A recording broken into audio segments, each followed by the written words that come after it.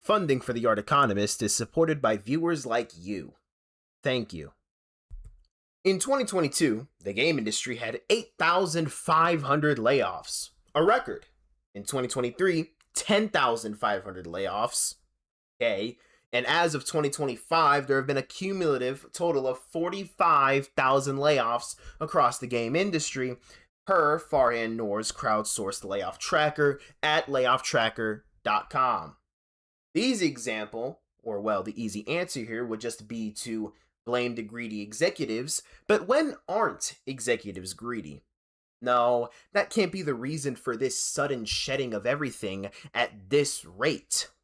No, actually, it has to deal with a couple of macroeconomic factors that we will discuss, or I will tell you, in this video. Back in the day, AAA companies had a sort of distribution monopoly. In the era of physical media, before Steam, actually getting your game onto shelves meant that you had to buy discs or cartridges. Building a relationship with a retailer like Best Buy or GameStop or Walmart, paying fees, making dev kits. All in all, just a bunch of capital to actually get your game on the market for people to see. That barrier made it easier for large companies to maintain a stranglehold on the cultural zeitgeist. There were simply less independent games and less games in general being released, and also less games having the availability to actually ship themselves to the hundreds of GameStops and Best Buys throughout the United States and Europe and whatnot. But of course, as digital distribution increased, so did a boon for the consumer increased. This affected the industry in three large ways. Number one is emulation. There are now many games you can play by acquiring ROMs, such as Final Fantasy, Valkyrie Profile, Advanced Wars, Fire Emblem, nearly any old game that you can think of, indirectly padding your library in ways that just weren't available to earlier consumers at the time.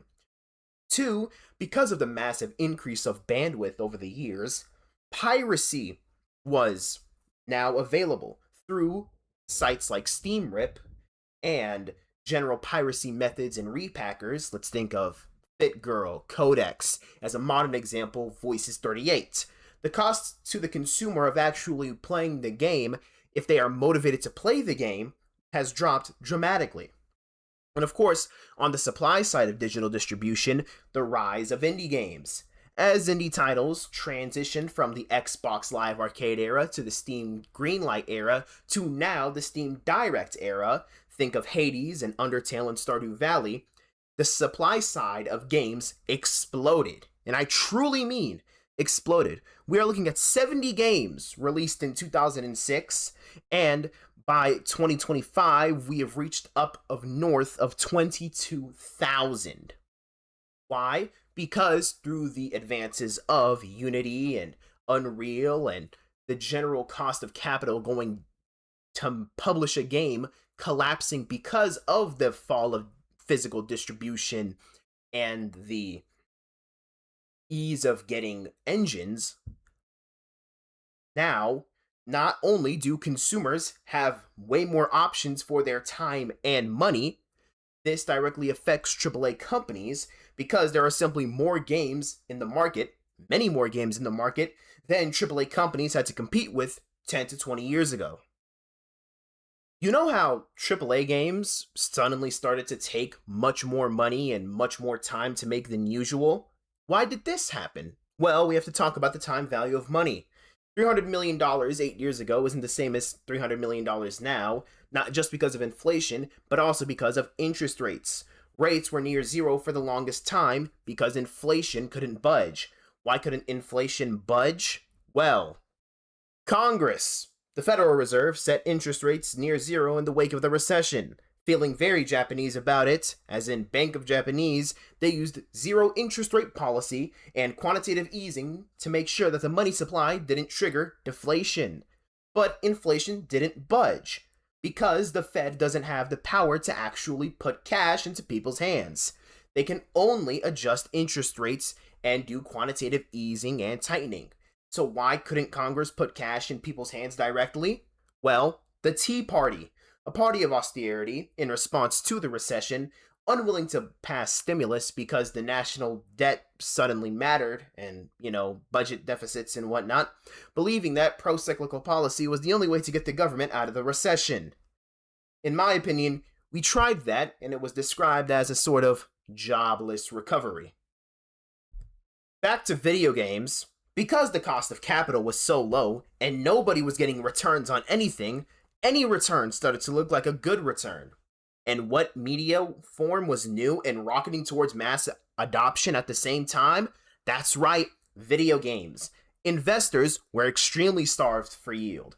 With the meteoric rise of live service games, Dota 2, Counter-Strike Global Offensive, and especially GTA Online, investors were happy to bet on any live service title. And look at what GTA Online actually did. From about $21 million in 2014, its yearly revenue climbed to over $500 million by 2017, and at the height of the pandemic in 2020, it peaked at roughly $744 million in a single year as a live service mode bolted onto a game released in 2013, still printing money a decade later. That is the proof of concept that every publisher pointed to. If a single title can generate $750 million a year in perpetuity, off cosmetics and shark cards, why would you not throw capital at anything with a multiplayer mode in a storefront? If you throw enough capital at it, surely something will return. This is why hurdle rates were unusually low because of the cost of capital during this period. That's why the expansion of time and the expansion of budgets happened even as indie games kept rising. As long as capital was cheap, the industry kept expanding, and as long as interest stayed low, we keep extending.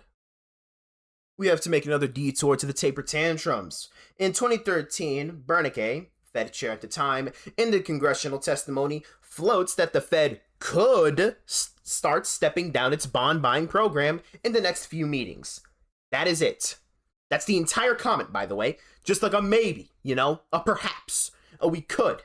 The market goes fucking ballistic. We are talking about the 10-year treasury yield jumping from about 1.94% to over 2% overnight and keeps climbing to nearly 3% by September. Nothing actually happened. There was no policy change, there was no tightening, and the market still threw a full tantrum on the mere suggestion that the free money might someday slow down.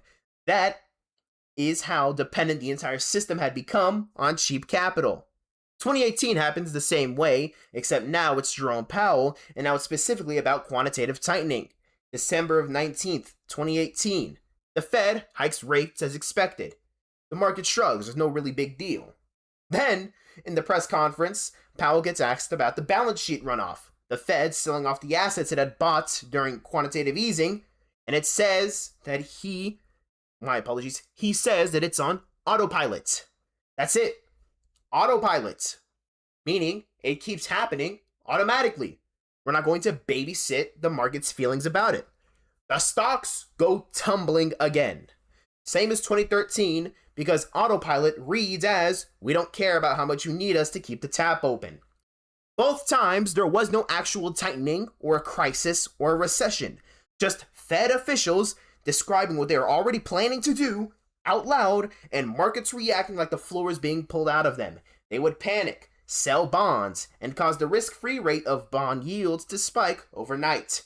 But as long as Congress stayed gridlock and stimulus didn't pass, the party continued.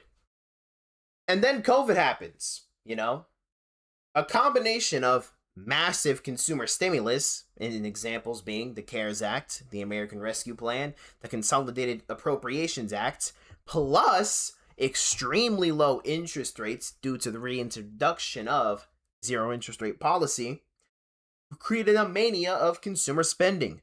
Studios were sitting on cash with a low hurdle rate, so why not greenlight more games? It made sense. Naturally, there's a lot more demand in video games. But the AAA structure means, if I greenlight a game in 2020, I'm not seeing it ship until 2021 or 2022. It's going to be a long road. We're talking like 2025, 26, 27, 28. But there's no worries, right? If Powell hikes rates, surely the market will just capitulate. It'll cave. He doesn't have the balls. Jerome Powell, indeed, has the balls. Inflation skyrockets as the velocity of money sharply rises, with some cost push from supply shocks, peaking at a radical 9.1% in June 2022. And Powell doesn't ease into it, guys. We are talking March 2022, a quarter point hike, the first in 4 years. May, half a point, the biggest jump since 2000. Then June, July, September, and November of 2022, 4 straight 75 basis point hikes in a row. The last time the Fed moved that aggressively, that many times back to back, we have to go back to Volcker in the 1980s. This is the Fed slamming the brakes after a decade of coasting on the highway with cruise control on. This creates a mini Volcker moment. Rates climb as high as 5.25%, sustained for 14 straight months through July of 2023. Venture capital funding completely collapses for video games. Per InvestGame.net and Crunchbase data, VC funding in gaming went from a peak of $12.5 billion in 2021 to just $2.54 billion in 2024. The gaming investment market collapses 80% off of its peak. Expensive capital and positive real returns mean 3 things. 1. The time value of money comes roaring back. Net present value is a thing again. You have to significantly discount how much money you're making from a game because of the fact that interest rates aren't zero anymore. Number 2, the bar for a game to be considered successful rises dramatically. The risk rate of capital means that there's a higher opportunity cost. You are locking your assets into a long R&D period for an uncertain amount of demand. The risk premium has to be pretty high. And number 3, studios can no longer afford to carry multiple, unannounced, experimental prototypes on payroll. If a project can't prove a clear, immediate path to a massive return, it is instantly canceled. You want a case study? Let's talk about Tango Gameworks. In May of 2024, Microsoft shut down Tango Gameworks, Arcane Austin, and Alpha Dog Studios in one day. Tango had just shipped Hi-Fi Rush in early 2023, a surprising shadow drop that critics loved and that pulled in 3 million players. It was a critical success, a cult following, even. Does not matter. Hi-Fi Rush wasn't a massive commercial hit by the hurdle rate standards of 2024, and neither were the studio's other titles, Ghostwire Tokyo and The Evil Within 2. Under the old cost of capital regime, a well-reviewed cult game with a loyal audience is a keeper. You nurture it into a franchise. Under the new regime, good, but not a home run, reads as cancel it. That's not a taste problem or Microsoft losing faith in creativity. That is the hurdle rate doing exactly what a hurdle rate does when capital stops being free. That is why it came so quickly. Not because of soul or whatever metric some video essayist wants you to believe. Pure macroeconomics and the cost of capital can make a sure bet look like a sure cancellation. Despite what people want to think, game companies are companies. They respond to the same bond market, discount rates, and capital costs that affect real estates, startups, and manufacturing.